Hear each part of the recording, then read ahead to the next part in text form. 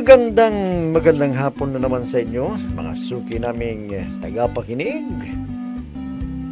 Narito na naman po ang inyong lingkod, Kuya Peles. At ako pong muli ay inyong makakasama sa loob ng kalahating oras.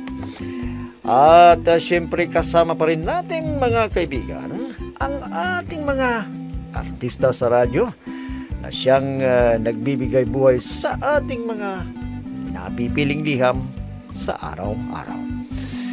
At ang liham nating napili mga kaibigan ay galing sa isa nating masugid na taga-subaybay. At siya po ay itago lamang natin sa pangalang Elisa. Bueno, basahin na natin ang liham ni Elisa. Dear Kuya Peles, matagal pa na rin po akong nakikinig sa inyong malawakang programa sa radyo.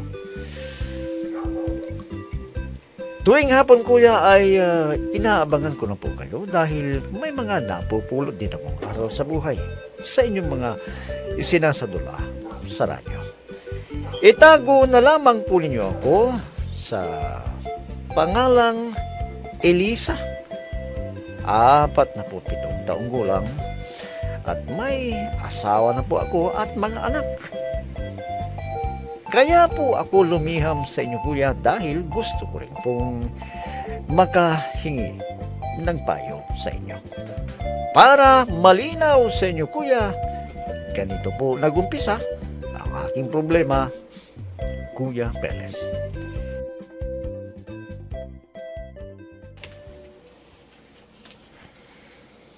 Alam mo kung ari lang sana, tumigil na ang mga anak natin sa pag-aaral. Bakit ganyan naman ang sinabi mo? Mahirap magpakolehiyo ngayon, Elisa. Alam mo, mahirap pag walang natapos, lalo na sa kolehiyo. Paano na sila kapag wala silang tinapos? Kapag may pamilya na sila, kawawang magiging anak nila. Kaya dapat mapagtapos natin sila. Huwag kang mag-alala. May naisip akong paraan para matulungan kita sa pagpapaaral sa kanila. Ano? Magtatrabaho ka? Hindi. Sino naman kaya ang kukuha sa akin pag matanda na ako? Anong gagawin mo sa sinasabi mo para matulungan mo ako? Mag-aahente ako ng iba't ibang produkto ng sabon. Sayang din ang kikitain. Mahihirapan ka lang dyan sa iniisip mo. At isa pa, paano kung wala kang nabenta sa isang araw? Ikaw naman, masyado kang nega kung mag-isip. Sinasabi ko lang naman ang maaaring pwedeng mangyari. Kaya nga, inuunahan mo na kasi ang pwedeng mangyari. Imposible naman na isang araw wala akong mabenta. Isa pa, marami kami na magbahay-bahay. Kaya, payagan mo na ako.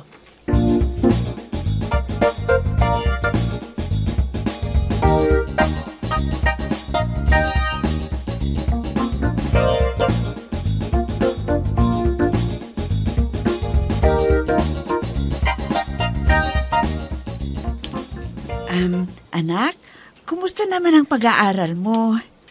Okay lang naman ho, Nay. Wala pong problema. Anak, pagbutihin mo ang pag-aaral mo, ha? Dahil yan lamang ang pwede naming ipamana ng tatay mo sa'yo. Huwag ko kayo malala, Nay. Pagbumutin ko pong pag-aaral ko. Yung kapatid mo, asikasuhin mo sa school, ha? Na pinapasukan ninyo, ha? Huwag mo nang mag-boyfriend. Opo, Nay. Huwag kayo mag-alala. Magkasama kami tuwing liktami ng kapatid ko. Salamat naman kung ganun, anak.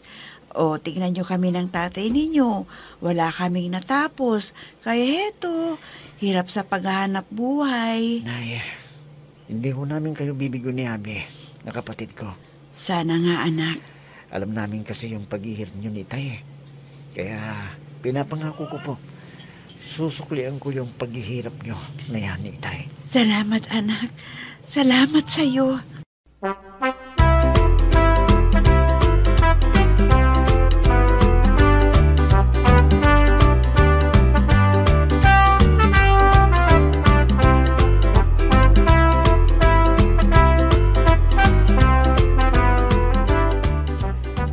O Danny, bakit malungkot kang dumating?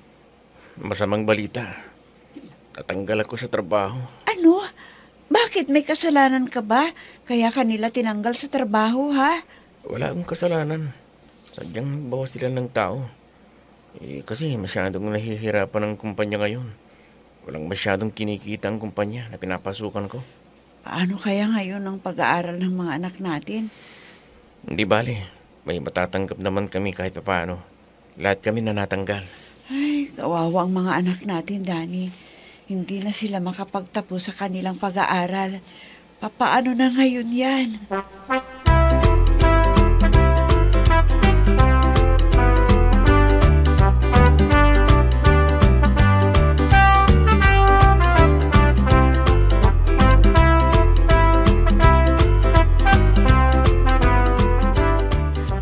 Nay, sayang kung matitigil pa kami ni Kuya sa pag-aaral namin sa kolehiyo. 1 taon na lang. Anak, alam mo, gustong-gusto ko na makatapos kayo ng kuya mo. Kaya lang, walang trabaho ang tatay mo sa ngayon. Pero, hindi ba inay? May natanggap si Itay na separation pay? Oo, mayroon din kahit papaano. O, di yun na lang ibabayad kay Itay ang makapagpatapos sa amin. Sige, tapusin nyo lang ang semester na ito ha, at tumigil na kayo. Nay naman, sayang din ang 1 taon na lang ako eh. Magtatapos na ako. Ganon din si Kuya. Mauna kayo sa amin ni Kuya, inay. Anak, gustong-gusto ko talaga na makatapos kayong dalawa. Kaya lang, mahihirapan naman kami ng itay ninyo. Saan kami kukuha ng pang-tuition yung dalawa? Alam na ba ni Kuya, natatapusin lang namin ang semester na ito? Hindi pa nga eh. Mamaya, mag-uusap kaming dalawa ng kuya mo.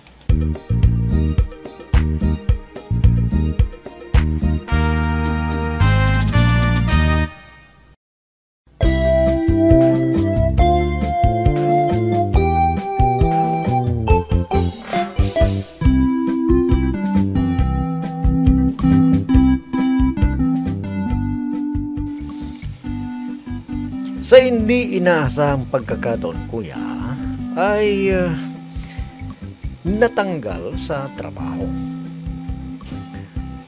ang aking asawa. Tuloy, pinatigil muna namin ang aming anak na isa sa kanyang pag-aaral dahil talagang mahihirapan kami. Kinukulit ako ng aming anak, kuya, para siya makapagpatuloy, pero wala kaming magagawa dahil hindi namin kaya na makapagpatuloy sa pag-aaral ang isang naming anak. Isang araw, kuya, ay... Huwag mo nang ituloy ang plano mo, Elisa. Kawawa ka lang. Maniwala ka sa akin. Sinabi ko na sa kanila na tumigil muna sila sa kanilang pag-aaral.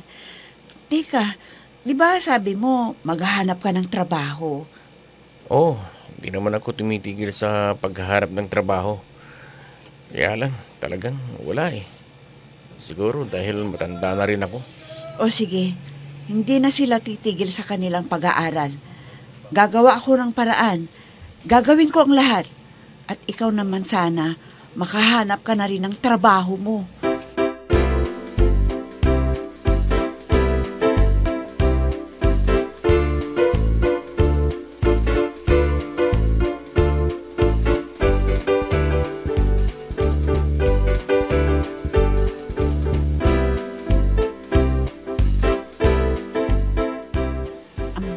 Ate, pwede bang pautang muna ng pera mo? Ano bang gagawin mo sa pera, Elisa? Pandagdag ko lang sa pambayad sa school. Masyadong nahihirapan ka na sa pagpapaaral mo sa mga anak mo. Alam mo ate, sa totoo lang, gustong-gusto kong makatapos ang mga pamangkin mo. Nandyan na ako. Pero nahihirapan ka sa kanila. Yan lang naman kasi ang pwede naming ipamana sa kanila eh. Kung sakaling makatapos sila sa kanilang pag-aaral. Sige. Magkano ba ang kailangan mo? 3,000 lang ate kung mayroon. Huwag kang mag-alala. Babayaran kita sa susunod na araw. Kinapos lang kami kasi ngayon.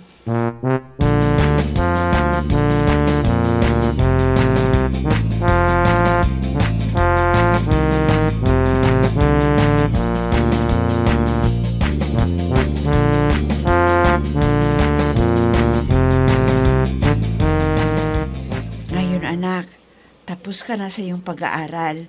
Anong plano mo? Inay, plano ko kasing makapaghanap lang ng trabaho dito sa atin eh. Anak, sana makahanap ka kaagad ng trabaho mo para matulungan mo rin kami ng iyong tatay, mga kapatid mo, dahil natigil siya sa kanyang pag-aaral. Inay, huwag kayong mag-alala. Tutulungan ko po kayo sa kanilang pag-aaral. Alam mo anak, kaya ikaw ang inuna kong pinag-aral dahil mas madaling makahanap ka ng trabaho, lalo na't lalaki ka. Alam ko yan, Inay. Kaya kung sakaling may anak buhay na ako, pagtutulungan natin na makapagtapos si Ami sa kurso niya.